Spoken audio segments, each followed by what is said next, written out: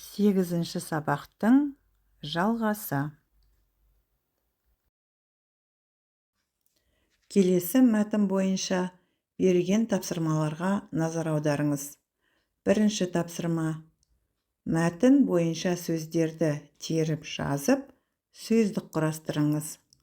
Қойнау, шикізат, мырыш, қор, өндіру, өңдеу, қор, қорғасын, мыс, барлау, кен, кәсіпорын. Екінші тапсырма. Мәтінді оқып аударып, түсінгендеріңіз туралы әңгімелеңіз.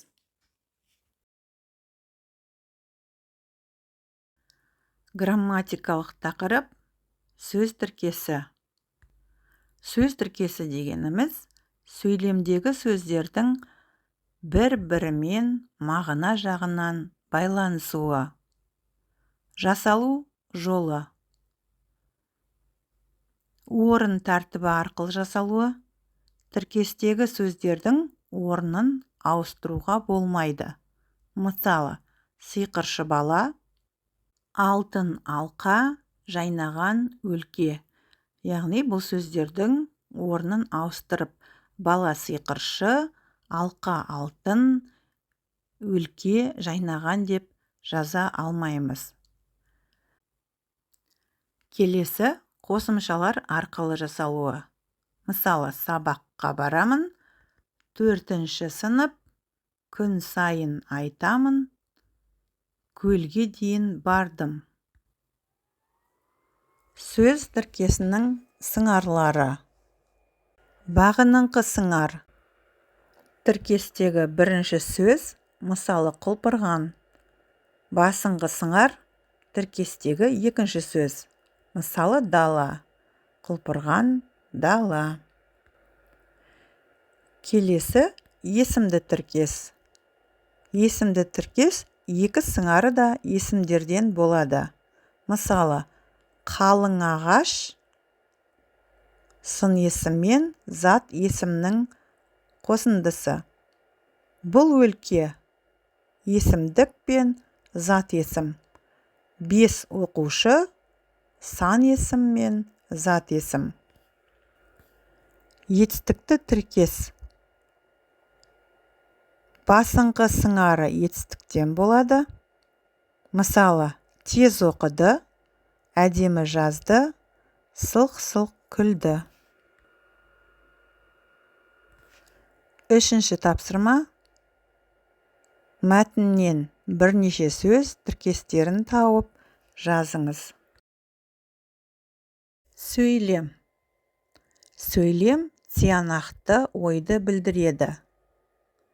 Хабарлы сөйлем. Баяндап, суреттеп айтылатын сөйлем.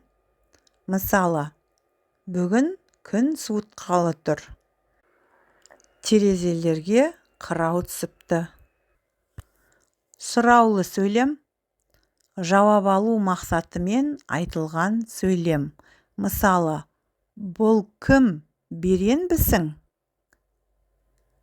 Қайдан келесің? Лепті сөйлем. Көңіл күйге байланысты ерекше айтылатын сөйлем. Мысалы, па, жаңбырдың құюын-ай. Қап, ұмытып кеткенімді қарашы. Жай сөйлем. Жай сөйлем бір ғана ойды білдіретін, бір ғана іс-әрекеті бар сөйлем. Мысалы, кеше Әсел театрға барды. Күнім-ау, далада көп жүрдің ғой. Мұнда бастауыш жасырын тұр. Жалаң сөйлем. Бастауыш пен баяндауыштан тұратын сөйлем. Мысалы, жаңбыр жауды. Жер көгерді. Малдар төлдеді. Ақ молайды. Жайылма сөйлем. Тұрлаусыз мүшелер араласқан сөйлем. Мысалы, Астана әдемі қала. Біздер саяхатқа барамыз.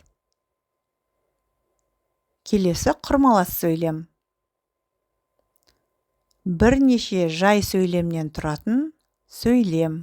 Мысалы, түскен жапырақтарды жинадық та, екеміз ауланы сыпырдық. Төртінші тапсырма. Берілген сөз тіркестерін аударып, сөйлем құрастырыңыз. Пайдалы қазбалар, жер қойнауы, түсті металдар, әшекей бұйымдар. Сын есім. Заттың түсін, түрін, сапасын, көлемін білдіреді. Сұрағы: қандай, қай, қайдағы. Сын есімнің түрлері. Дара сын есім бір сөзден болады. Дара сын есім негізгі сын есім және туынды сын есім болып екіге бөлінеді. Негізгі сын есім түбір күйде болады. Мысалы, көк, жасыл, сақ, сұйық, лас, ескі, әдемі. Туынды сын есім дегеніміз түбірге жұрнақ жалғау арқылы жасалған. Мысалы, көкшіл, толықтау, көңілді. Күрделі сын есім бірнеше сөзден болып, бәрі бір сұраққа жауап береді. Күрделі сын есім біріккен сөзді, қос сөзді, тіркескен сөзді болады. Біріккен сөзді аппақ, көкпеңбек. Қос сөзді қап-қатты, бұп-бұйра. Тіркескен сөзді қызыл ала, ақ-сары, қой көзді. Қарсы мәндес сын есім мағыналары қарсы сын есімдер. Сұрақтары бірдей болады. Көңілді, көңілсіз. Қызық, қызықсыз. Ащы, тұщы. Бесінші тапсырма. Мәтіннен сын есімді тауып, түрлерін ажыратыңыз. Келесі тапсырма. Төмендегі мақалдардың жалғасын табыңыз. Жері байдың, күте білсең, жер байлықтың, туған жердің, қатты жерге қақ тұрар, қайратты жерге, сусыз жердің шөбі, жалғыз ағаш үйде болмас, жалғыз жігіт, гүл өссе жердің көркі, қыз өссе.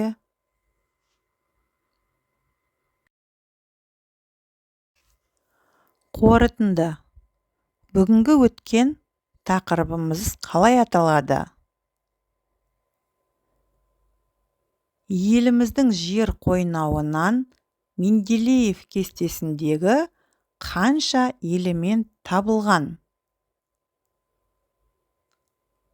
Келесі сұрақ. Елімізде қанша пайдалы қазбалар кен орындары ашылған? Келесі сұрақ. Қазақстанның қай жерлерінде мыс қоры бар? Соңғы сұрақ. Елімізде мыс негізінен қай металлургиялық комбинаттарда өндіріледі? Олай болса, Ақын ағамыз Мұзафар Әлімбаев мына жыр жолдарын бәрімізге міндеттейді. Туған жерді сүю парыз, сүю үшін білу парыз. Қасиетін ұғу парыз, күзетіне тұру парыз. Үйге тапсырма. Бірінші тапсырма. Жаңа сөздерді толықтырып, жазып, сөз тіркестерін құрап, аударып, жаттап, және 2-3 сөйлем жазыңыздар. Екінші тапсырма. Орталық Қазақстанда қандай табиғи байлықтар бар? Дәптерге жазыңыздар. Үшінші тапсырма. Жер туралы, байлық туралы мақал-мәтелдерді жазып, аударып, жаттап алыңыз. Төртінші тапсырма. Мәтінді оқып, мазмұнын айтыңыздар.